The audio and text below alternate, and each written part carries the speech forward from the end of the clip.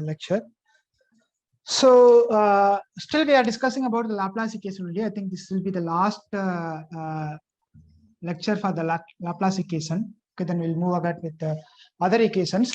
So what we are going to discuss today is that we have discussed about the solutions of the Laplace equations.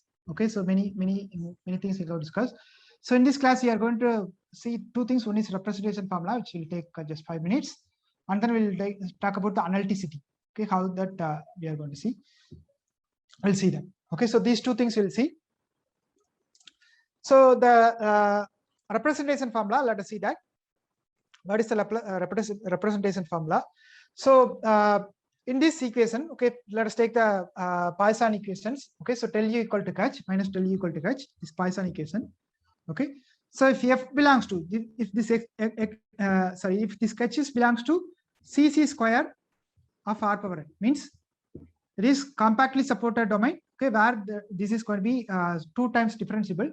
This is going to be belongs. Okay, then any bounded solution of this equation minus del u equal to h has the form u of x equal to integral over r power n pi of x minus y into h of y dy plus c x belongs to r power n, where pi is nothing but the fundamental solution. Fundamental solution which we have discussed 2-3 classes before. So that is the one which is going to be used over there. U of x equal to pi of x minus the pi of x minus y. Okay, the convolution of pi and h. Okay, that is going to be the solution. Where c is some constant is going to come. Okay, so the proof is very simple. Okay, from the construction of pi we can immediately prove this one.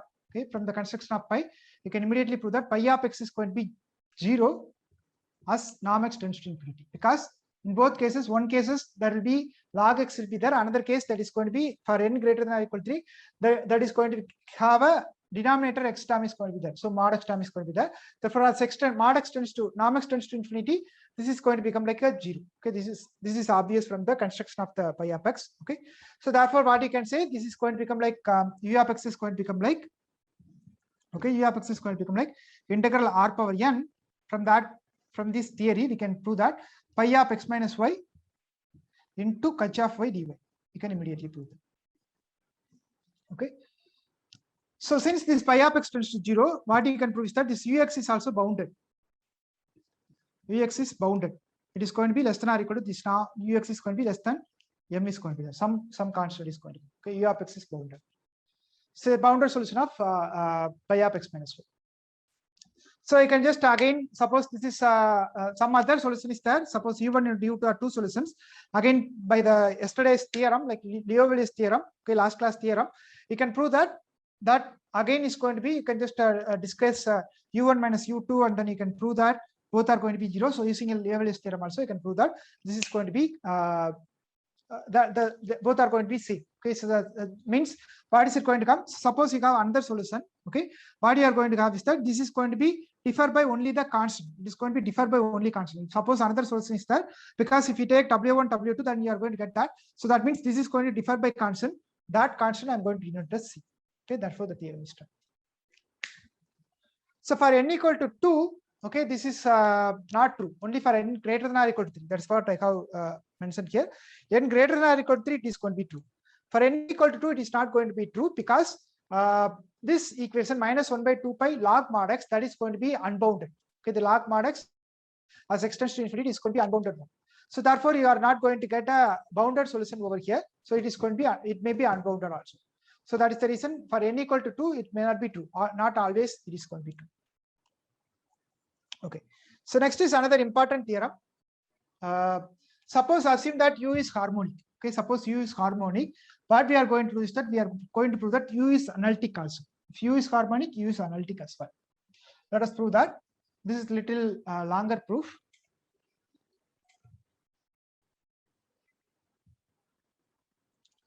Okay, so given that u is harmonic, what we need to claim is that u is analytic. Okay, we have to claim that u is analytic. Okay, that we have to claim. So in omega, okay, u is harmonic in omega, then u is analytic in omega. So what is the meaning of analytic is that, so if a function is said to be analytic, that means there exists a series expansion for them. Okay, there is a convergent power series expansion is going to be existing. So that is called the analyticity. Okay, so that means what I got to do is that for any fixed x naught belongs to omega, what I got to do is that I got to claim that the u can be represented by a convergent power series in some neighborhood of this x naught. Okay, in some neighborhood of x naught, that I got to do. Okay, there is a convergent power series in some neighborhood of x naught, then my claim is done that u is analytic. That's what we are going to prove. Okay, so for which what I'm going to do is that, so I got to claim that u can be written as some summation of power series. Okay, power series I got to write. Okay, so this is nothing but convergent power series in some neighborhood. Okay, some neighborhood, let us say nx naught. Okay, in that neighborhood I'm going to take. So for this, let me take the radius. Okay, radius equal to 1/4 into distance between this x naught. Okay, distance between this x naught and the boundary of the domain. Okay, this is given omega. In omega it is given. So I'm just going to take in some boundary of distance between x naught comma dou omega, I'm going to take it. Okay, then what you can claim is that from the previous one, m equal to, okay, m I'm going to take as 1 by, this is also I'm going to define m equal to 1 by alpha n r power n norm of this. We have already defined in the last one. The same thing I'm just going to take it, L1 into b of x naught comma 2r. Okay, this is I'm going to take it. Now x belongs to, suppose if I take any x, okay, if I take any x in omega or any x in, suppose if I take any x in b of x naught comma r, if I take any x in b of x naught comma r, what is it going to, what I can observe is that b of x comma r is going to be subset of b of x naught comma 2r, which is subset of omega. Okay, x belongs to b of x naught comma r. Okay, what is r? R is nothing but 1/4 of the distance between distance of x naught comma dou omega. So therefore, what you can claim is that if you take any x belongs to b of x comma r, you can claim that this is going to be there. So that means what you need to claim is that if I take any point here, okay, if I take the radius of this one, okay, and the radius of this one, this would be less than or equal to this one. If you claim that, then it is done. Okay, so what you need to claim this x, this ball. Okay, if you take any point and take a ball between this one, and that you got to prove that this is going to be less than or equal to x naught. From x naught, you go to r and subtract something, you will get that answer. Okay, so that is going to be there. So this is obvious. Okay, because this is 2r is there. So if I take a 2r, this is going to be b of x naught comma r. So b of x comma r, this is very simple actually. Okay, so b of x naught comma r is here. This is my b of x naught comma r. Okay, so I'm just taking twice the radius. So if I take any x here, then if I take a twice the radius, and if I take a ball over here, okay, if I take a p of x comma r, because the r is 1/4 of the distance between x naught comma omega, therefore that is also going to be subset of this p of x naught comma 2r is going to be there, and this is going to be subset of omega. Okay, that is going to be there. This is very obvious. Now there was exercise problem.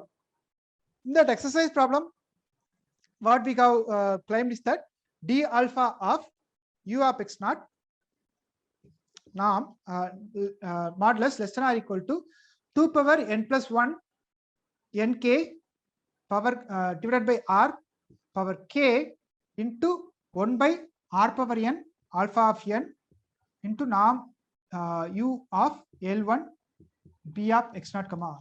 This is the exercise problem I have given. Almost for du we have proved that. For d alpha u I have given this one as an exercise. Okay, so this is that. Okay, this is from the exercise problem we can get that. Now I'm just going to simplify. I'm just going to rewrite this one as follows. Okay, so this one I'm going to write as, because this alpha is nothing but k is going to be that, mod alpha is going to be k there. So this can be written as 2 power n plus 1 into n by r whole power alpha mod alpha.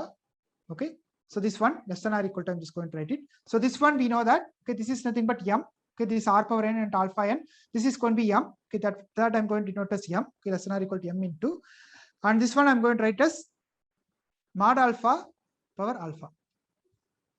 Mod alpha power alpha.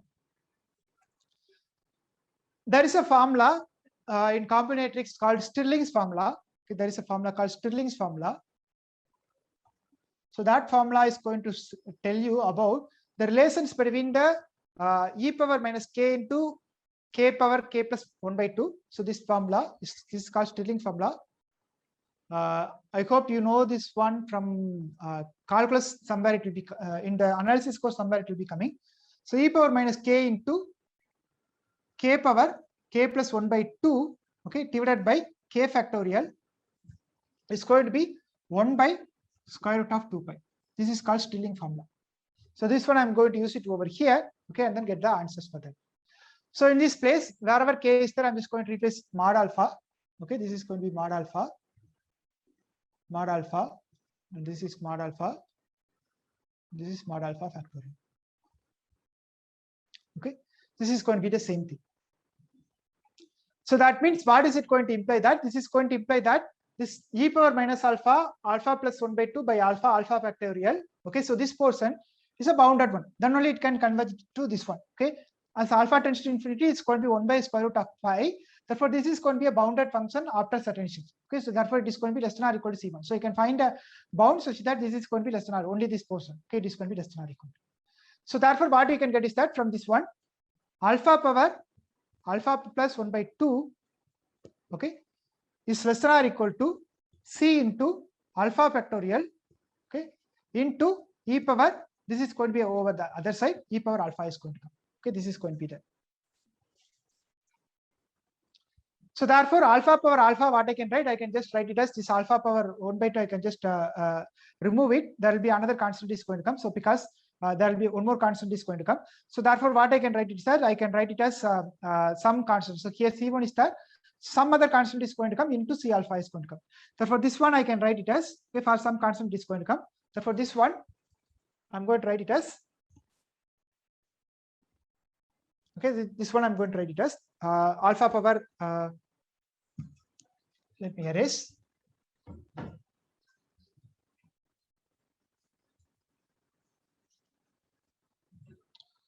So what you got is that you got alpha power alpha is less than or equal to C into e power mod alpha into alpha factorial is going to come. Mod alpha factorial. Okay, so this is going to be there.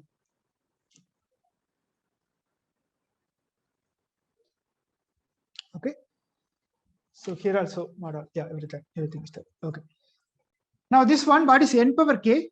N power k is nothing but 1 plus etc.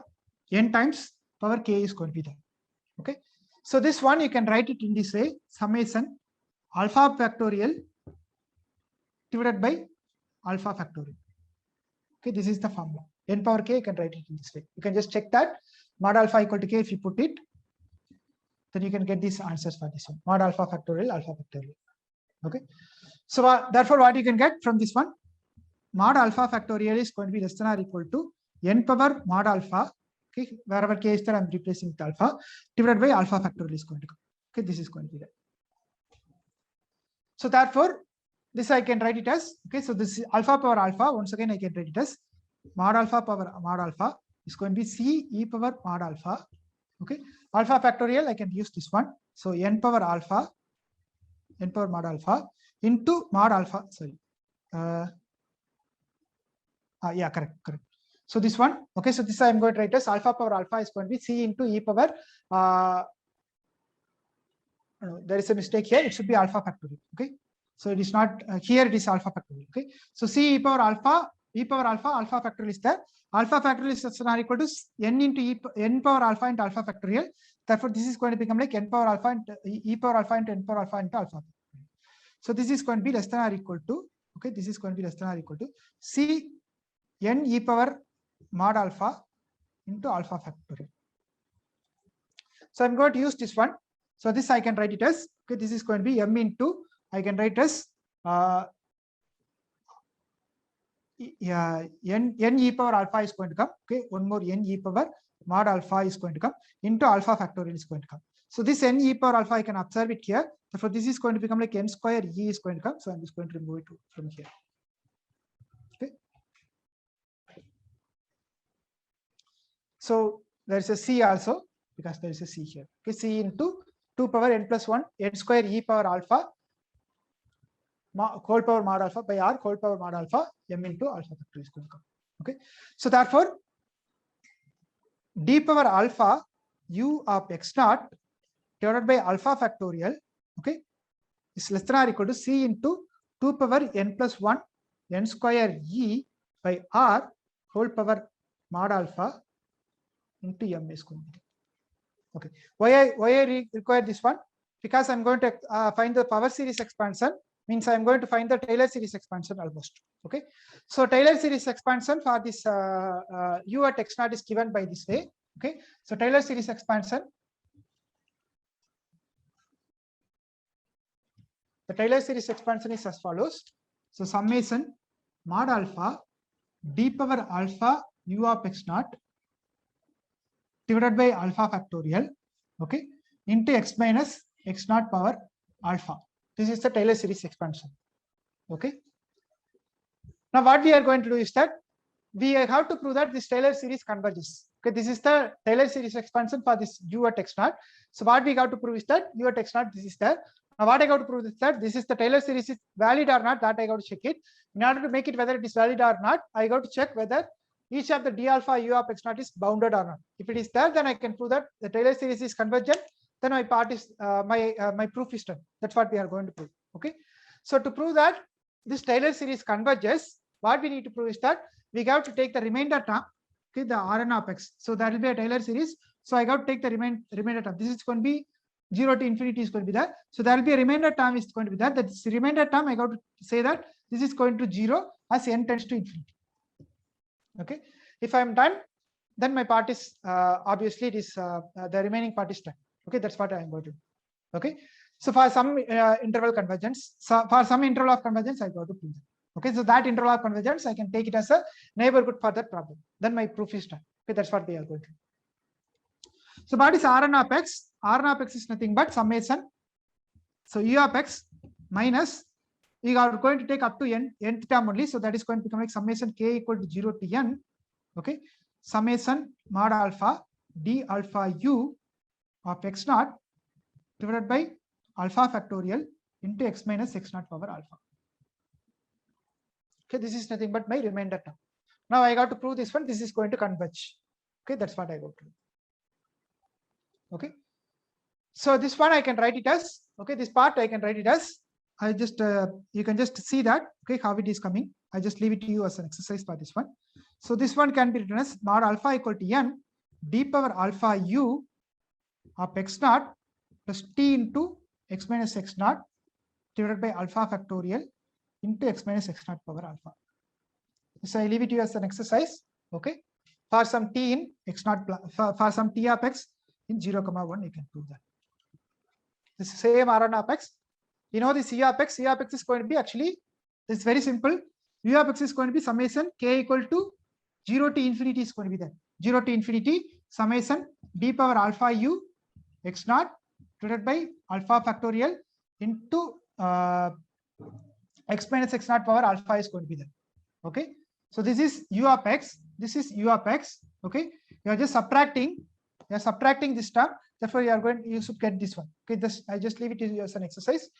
You got to put some substitution over here and then you will get that. Okay, so u naught plus t into x of x minus x naught. Okay, this I'm just leaving it to you as an exercise. So part of the problem is very simple, because you are going to take k equal to 0 to n. Okay, here alpha equal to k actually. So alpha equal to k means it is going to take, you are going to take from n only you are going to take, okay, n to infinity you are going to take, because 0 to n you are going to remove. So remaining things you are going to take it. Okay, that's what I have. Okay, so now sorry, here in this one it is n minus 1, therefore it is going to start from n. Okay, n minus 1. Okay, so therefore it is going to start from n. This is called Rn of x. So only this t part I'm just leaving it to you. How it is obtained, you can just check that.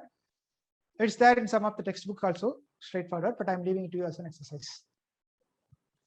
So what we need to prove is that we got to prove that this Rn of x is less than or equal to, okay, this Rn of x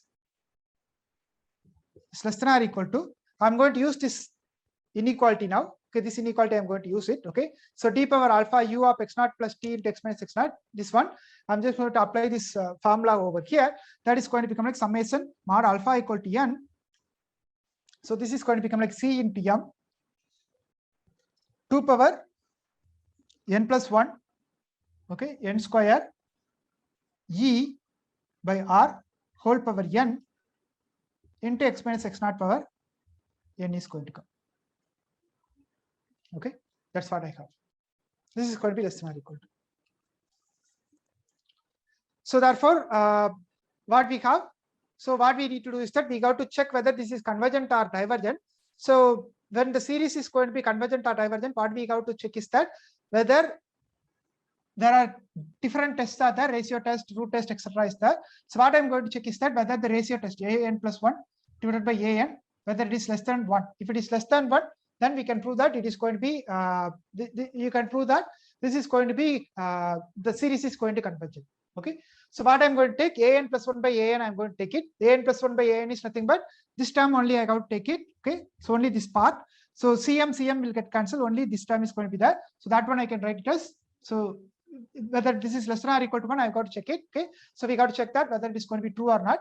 So in this case, suppose an plus 1 by an, which is going to be 2 power n plus 1 by n square by r e into n plus 1 divided by, okay, r by 2n plus 1 n square e power n is going to come. Okay.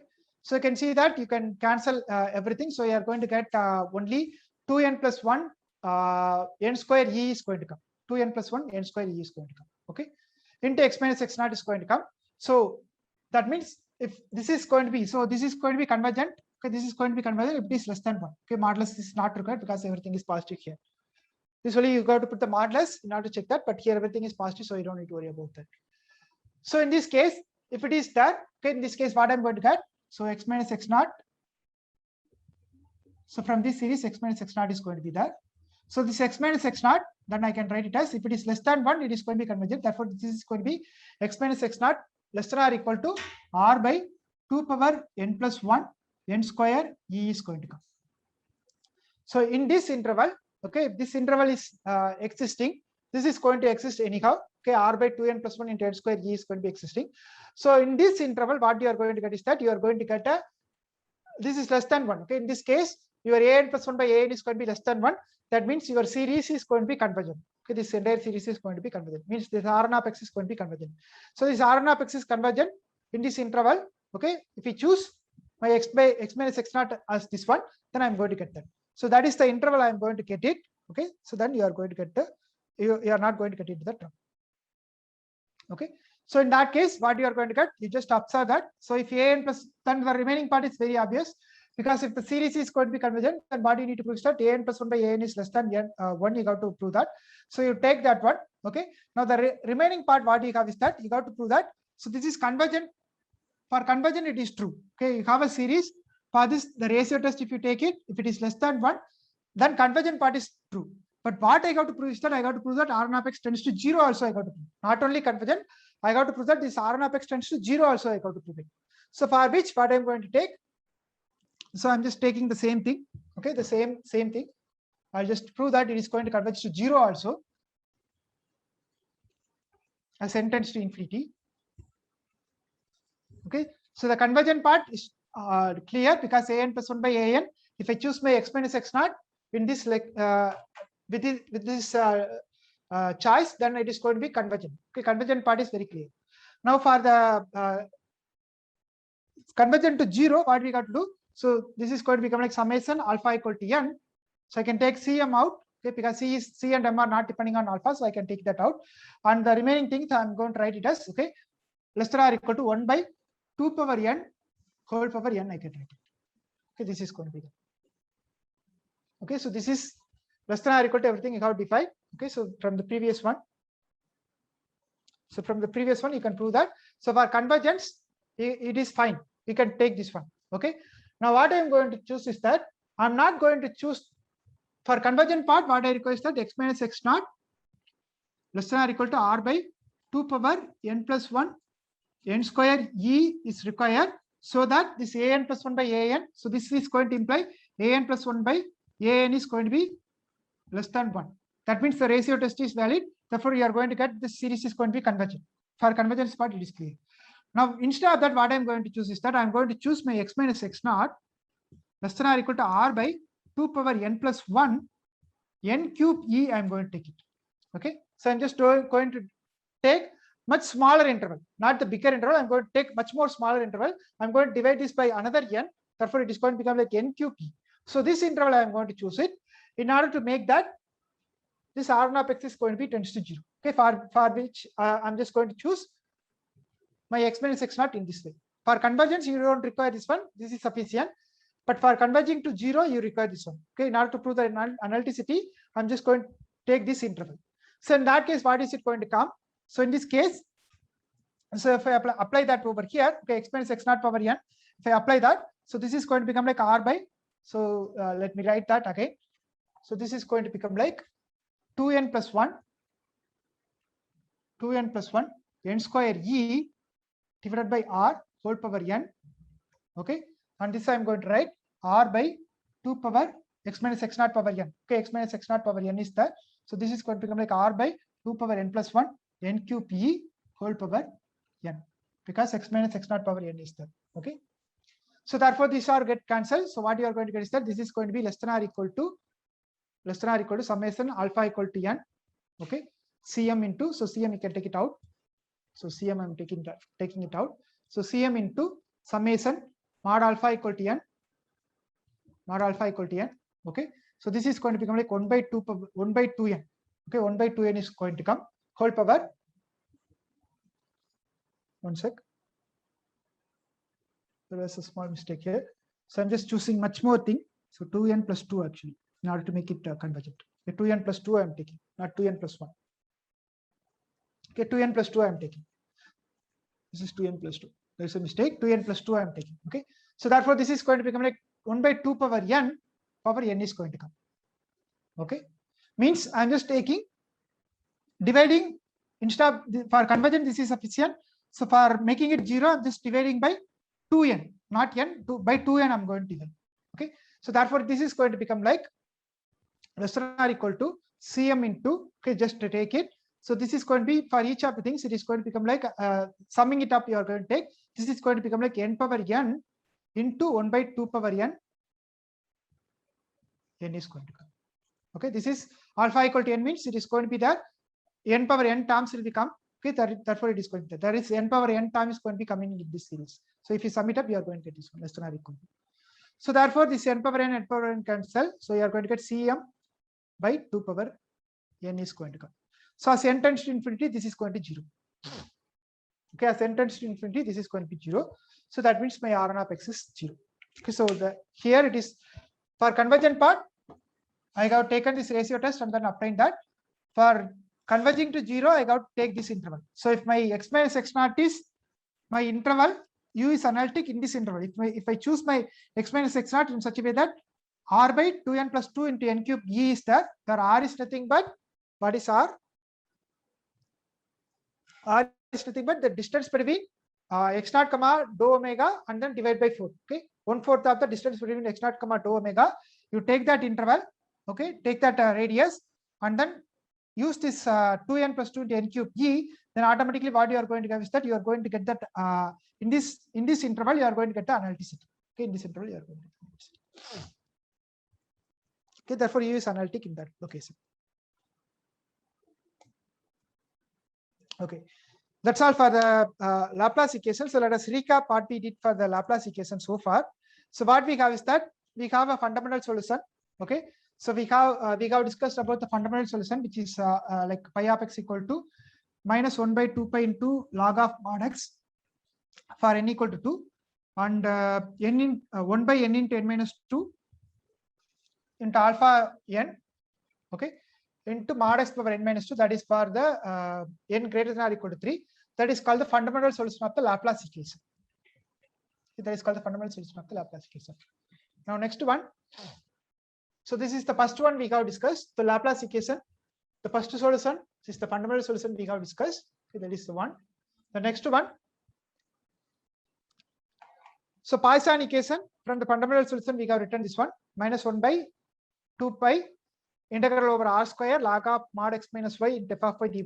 Okay, that is for n equal to 2, and n into n minus 2 into alpha of n integral over f of y x minus y power n minus 2 into dy. That is for n greater than or equal to 3. Then we have proved that u belongs to c square r power n and minus del u equal to f is there. This is for the Poisson equation we have proved. And also we have observed this few remarks problem. So minus del pi equal to del naught. Okay, the delta naught denotes the Dirac pressure with unit mass to the point 0. That also we have proved that one. So this, in this case, you can take this one. Minus del ux is going to become like a f x. We have taken this one. Okay, then mean value formula we have discussed. So if u belongs to c square is harmonic if and only if u is going to be integral over dou b of x comma r, average integral, okay, into u ds is going to be same as integral over b of x comma r u dy. This also we have proved. Okay, for each ball b of x comma r subset of omega, that we have discussed. Okay, then strong maximum principle or maximum principle we have discussed. So in that case, if u belongs to c square omega intersection c of omega bar is harmonic within omega, and if this omega is connected, then we have proved that u of x naught equal to maximum of u over omega bar we have proved. And if it is there, then u is constant within omega we have proved. Then we have proved the other things also, like maximum over u over the omega is same as maximum over dou omega over u. Okay, this also we have proved. Okay, and then we have discussed about the smoothness. So if u belongs to c infinity, c of omega, and if that satisfies the mean value property for each ball, this property, then u belongs to c infinity of omega. That we have proved. Then we have proved the de Broglie's theorem. If u from r power n to r is harmonic and bounded, then u is constant. We have proved. And if u is harmonic in omega, then u is analytic in omega also we have proved. Okay, so these are all the recap of whatever we have discussed. And today's class we have discussed this one. If h belongs to c square of r power n and the n is greater than or equal to 3, and any bounded solution of this problem can be written this way: u of x equal to pi of x minus y into h of y dy plus c. So this also we have proved in today's class. Okay, one last one, which is called Carnac's inequality. Okay, for this same problem we are going to discuss. So the Carnac's inequality is going to say about some inequality for this Laplace equation if it is satisfied. Okay, that we will prove it. Okay, so let us prove that. Suppose there is a connected open set. Okay, omega 1 subset of compactly contained in. Okay, omega 1 is an open compactly contained in a subset of omega. Okay, suppose for each connected open compact set, there exists a positive constant. Okay, there exists a positive constant c depending on this omega, depending on omega 1. Okay, depending on omega 1, such that supremum of u over omega 1 is going to be less than or equal to c into infimum of omega 1 over u. This inequality is going to be satisfied. This is true for all non-negative harmonic function. If you take any non-negative harmonic function u in omega, this is going to be true. Okay, supremum of u is going to be less than or equal to c into infimum of u. That is going to be there. Let us prove that. We got to use this mean value property, etc., to prove that. Okay, so again, I'm going to take the same kind of r. So r is going to be 1/4 distance between omega 1 and dou omega. Okay, that I'm going to take. Let us choose x comma y in omega 1. Okay, such that mod of x minus y less than r, less than or equal to r. Okay, then what I'm going to prove? I'm going to prove that. So we know that u of x from this formula. Okay, it is going to be, I'm just going to take it as some ball b of x comma 2r. I got taken this r. This is true for all balls I got take. So in particular, I'm taking p of x comma 2r. Okay, u dz is going to be 1 by alpha of n 2 power n r power n. Okay, the ball dimension, okay, is 2 power r. So you are going to get instead of r power n, you are going to get 2r power n. That is the reason I am putting 2 power n into r power n. Okay, into integral b of x comma 2r u dz. This is just a definition of the average integral I am applying. This is going to be greater than or equal to. Okay, this is going to be greater than or equal to, because I am choosing p of x comma 2r. Therefore, this is much bigger than if I take anything 1 by alpha of n 2 power n r power n. If I take any r, okay, if I take any r, this is going to be much bigger because you are having 2 power r. Okay, means this is the bigger interval, bigger ball. So you are going to get a bigger integration over here compared to this one. So in this case, it is going to become like greater than or equal to p of y comma r into u dy is going to come. So therefore, this one I can write as, so these two things, okay, this alpha n, r power n, etc. together, I can write as 1 by 2 power n. Okay, 1 by 2 power n, I'm going to take it out. Remaining thing I can write as average u dy. All right, this is the dummy variable. Okay, so this is a dummy variable. I'm just going to put it as dz. Okay, or I can put d here also dz.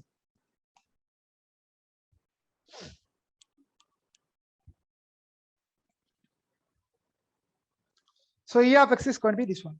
So using this, what are we going to prove?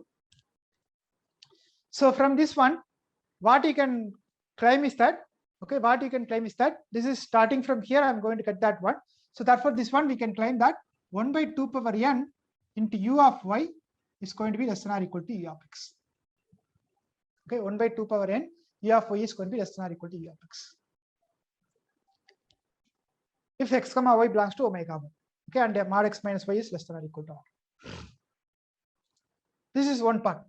On the other hand, what we can prove, okay, the same thing I'm going to take it. Okay, so the same thing, what I can take is that I'm just going to write it as, in this case, okay, same thing.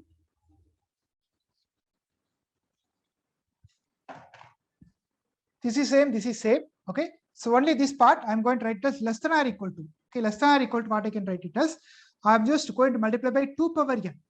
Okay, 2 power n, if I multiply, then what I'm going to get is that I'm just going to get, see, this entire thing I'm multiplying by 2 power 2n actually. Okay, 2 power 2n. This is smaller one. So I'm just multiplying by 2 power 2n. So 2n gets cancelled. So you're going to get 2 power n. Okay, so 2 power n into alpha 1 by alpha of n into r power n. Okay, because I'm multiplying by a very bigger number. Therefore, this is going to be dominating. Here I'm just making the ball as small. Okay, therefore you are going to get a, this is going to be dominated. Now I'm going to multiply by a very bigger number, 2 power 2n. Therefore, this side is going to be dominated. Therefore, you are going to get integral b of y comma r u dz is going to come. Or I can write as 2 power n into integral b of y comma r u dz. I can write it. Okay. So in that case, what I'm going to get, I'm going to get u of x is less than or equal to 2 power n into uy is going to come. Okay. So this is true for all x comma y belongs to omega 1 and mod x minus y less than or equal to r. Okay, if this is, if this condition is there, then you are going to get this one. Okay. So therefore, what you are going to get from this one, what I'm going to do. So it is, the condition we did not use so far is that this omega 1 is connected is not used so far. Okay. So it is given that omega 1 is connected set and omega 1 subset of compactly contained omega. Since omega 1 bar is compact, okay, so that is the definition of that compactly contained. Since omega bar is compact, we can cover omega 1. Okay, what is the definition of compact set is that can cover that with finitely many balls. Okay, finitely many open sets, you can take that. So finitely many balls I can cover that. Okay, by a chain of finitely many balls you can cover that. So I'm going to get a finitely many balls. Let us take bi I equal to 1 to n. With finitely many balls, I'm going to take it. Since omega 1 is compact, okay, omega 1 is compact, so I'm just going to cover that. So each of which has the radius r.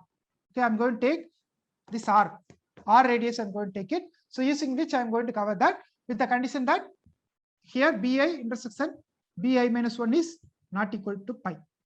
Okay, it is not equal to pi for I equal to 2, 3 n, etc.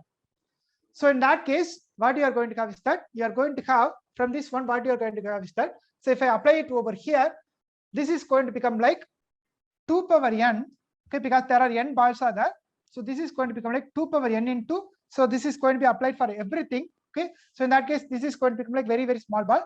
So you are going to get 2 power n into n power n, u of y is going to be less than or equal to u of x. Okay, 2 power n into u of y divided, because I'm just taking finitely many balls. Okay, the entire thing is going to be covered by this one, but I'm going to take a very, very small ball. each of the things I'm just going to take it. So in each part it is going to be true. So therefore I'm going to take 2 power n into n u power I ux also in particular it is going to be true. So now you can apply the infimum and supremum definition. Okay, you apply the infimum and supremum definition, then you can automatically prove this part. Okay, you can prove that. Apply the infimum. So take the infimum over here and supremum over here, then you can prove that. Okay, so with this I will conclude this one. So this one you have that 2 power n into u of y into less than or equal to u of x into 2 power n into u of y is there. So in particular, if I put c, okay, so in particular I can put, in this case I can just put like 1 by c u of y less than or equal to u of x into c u of y, can put it for all x comma y belongs to omega 1. Okay, in particular.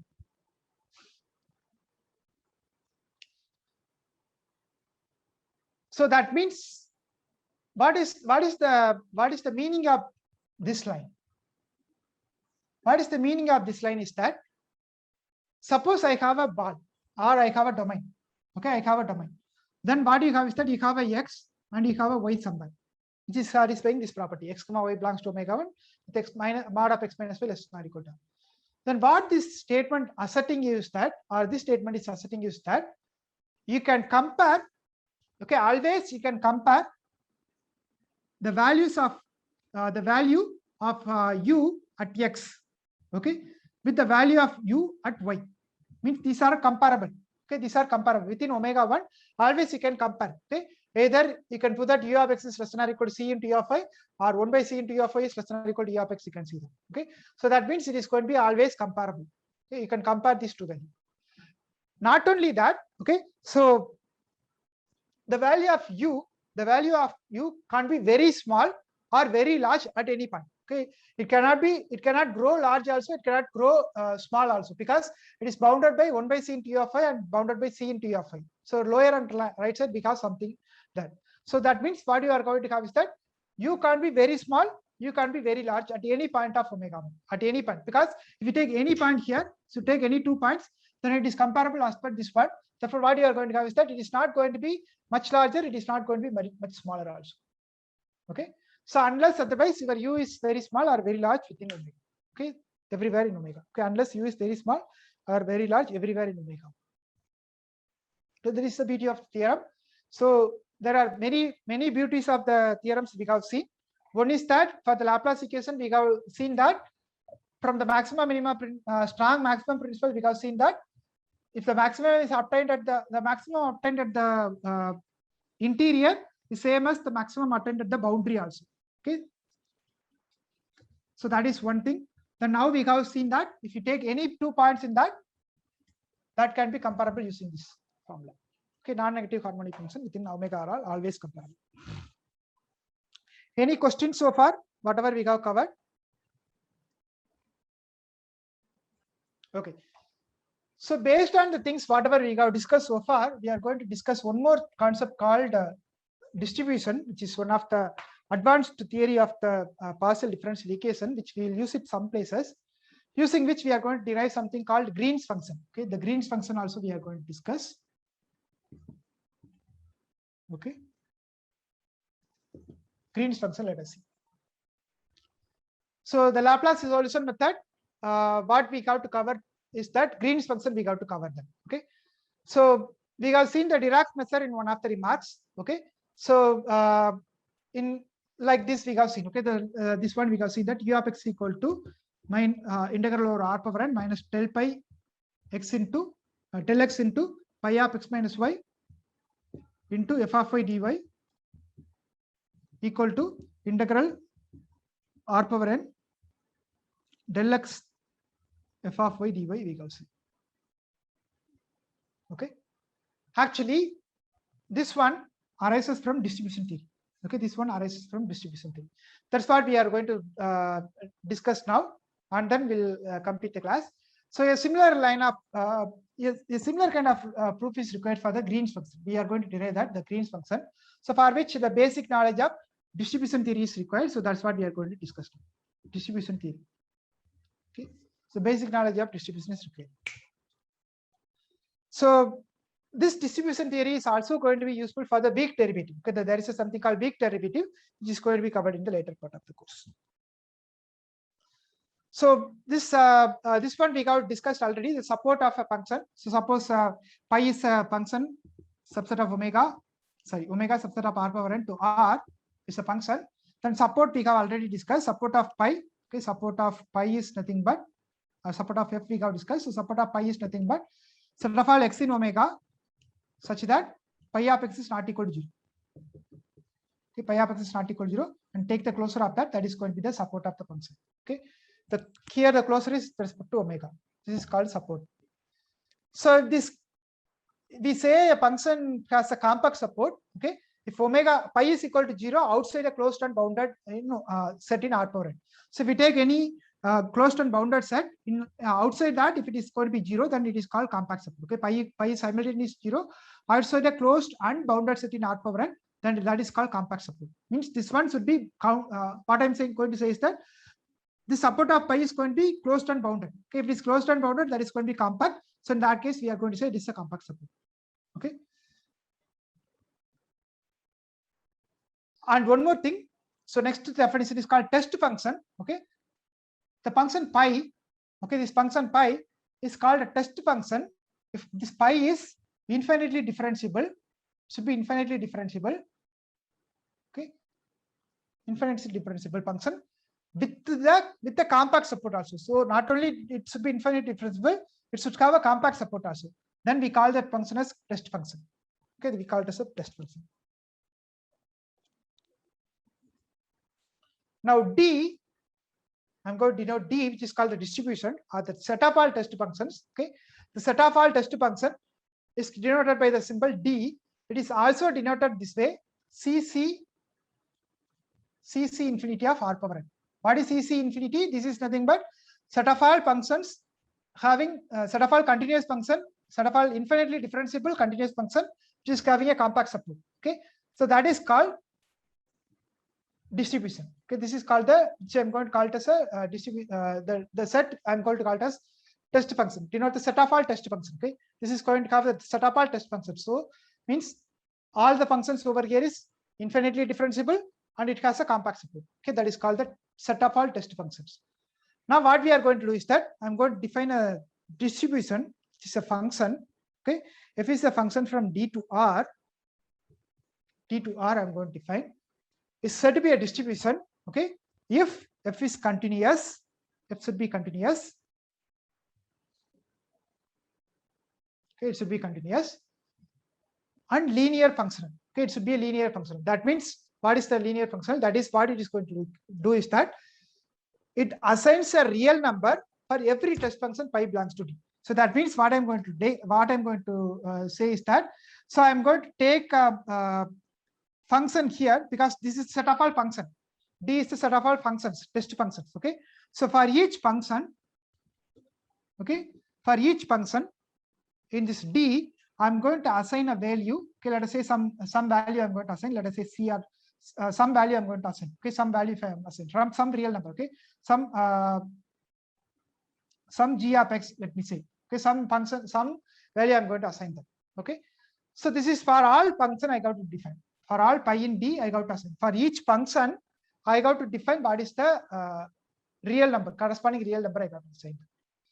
So that one we just define. Okay, let us denote that real number. Some real number is going to come. Okay, some real number is going to come. So that real number I'm just going to denote it as f comma pi. I'm going to denote using this symbol. This is going to be the symbol for that real number. Okay, the real number associated with this distribution is denoted by f comma pi. Okay, I'm just going to denote that.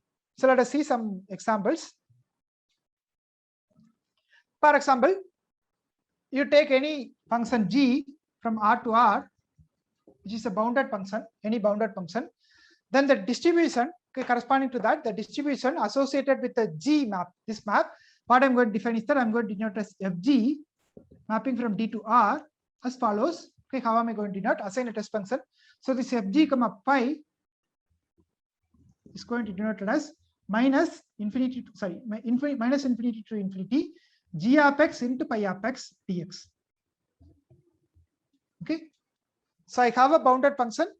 pi is any distribution function I got, pi is any test function I got taken, then minus infinity to infinity g of x pi of x, this is going to be a number. Okay, this is an integral, so it is going to be a number. See, a real number is going to be assigned. So this is a distribution. This is called a distribution. Okay. Similarly, we can take this one Heaviside function. Again, you can do the same way. Okay. So fg comma kach, you can assign that. F kach comma pi, I can assign that. 0 to infinity pi of x dx, I'm going to take it because minus kach of x I'm going to define as follows. So kach of x is going to be, this is called Heaviside function. 1 if x is greater than or equal to 0. 0 if x is less than or equal to 0. Okay. Therefore, I can define f kach comma pi as follows. Integral 0 to infinity pi of x dx. Because minus infinity to 0, it is going to be 0. 0 to infinity, it is going to be 1. So I'm just going to get pi of x. Okay. This is called again another distribution. Last thing, I think. Okay. One more. Okay. One more thing. Okay. So I'll stop at this one. Then we'll discuss about the Dirac delta function properties later. So there are many ways to define a Dirac delta function. Okay, a generalized function from the limit case also you can define this delta sequences, or you can take the derivative of the Heaviside step function to get the Dirac delta function. So this Dirac delta function you might have studied in the measure theory course already. Okay, so this Dirac delta function is going to be it can be written as derivative of d by dx of h of x. You can write it as delta of x. This is called Dirac delta function. Okay, so that is going to have this Dirac delta function. How it is going to be defined?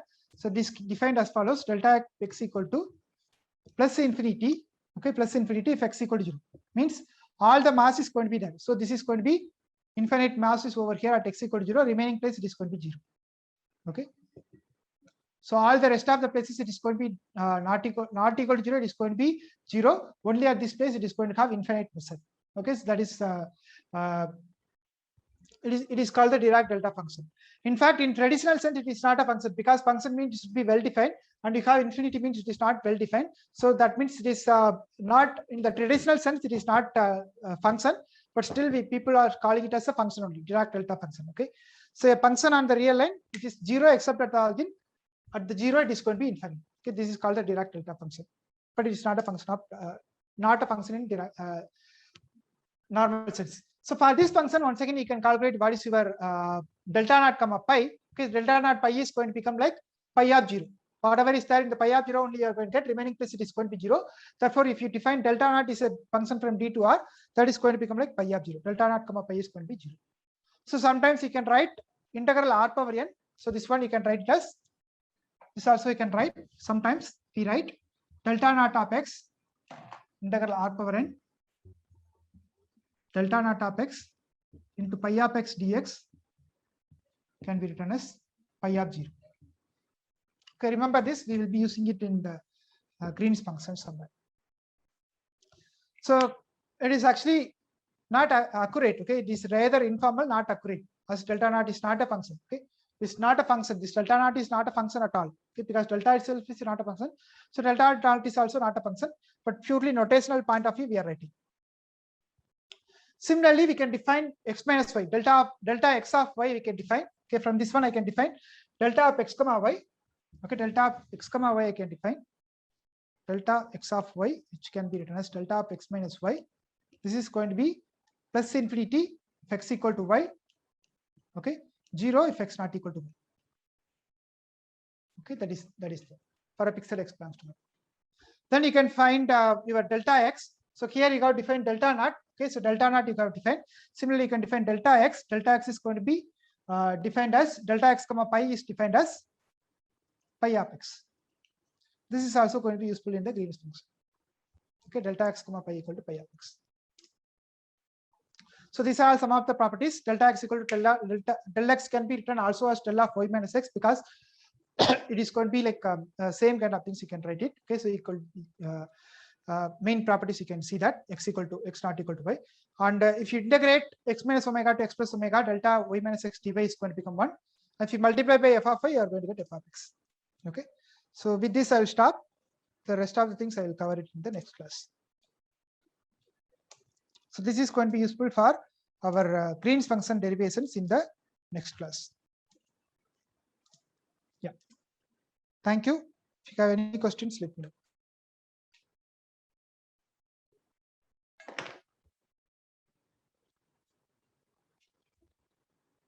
So this is little advanced concept. So I will not ask any questions in the exams mostly in this topic because it is little more advanced. Okay, this distribution theory itself is a big course, and this is one of the advanced concepts. So suppose if you are going for any research related to the partial differential equations, then definitely you need to know about this distribution theory because that is the one place where many people are working right now on the research front. So if you want to know, if you want to do some research on the partial differential equation, definitely you must know what is distribution. There is a book also by Professor Kesavan. He is retired from IMSC right now. So that is called functional analysis. That also the basic things he will start with this one. Okay, the distribution theory one. Okay, so that there are some theorems, etc. is there that you can just read. Okay, this I will stop. If you have any questions, let me know. Otherwise, we are done. Thank you.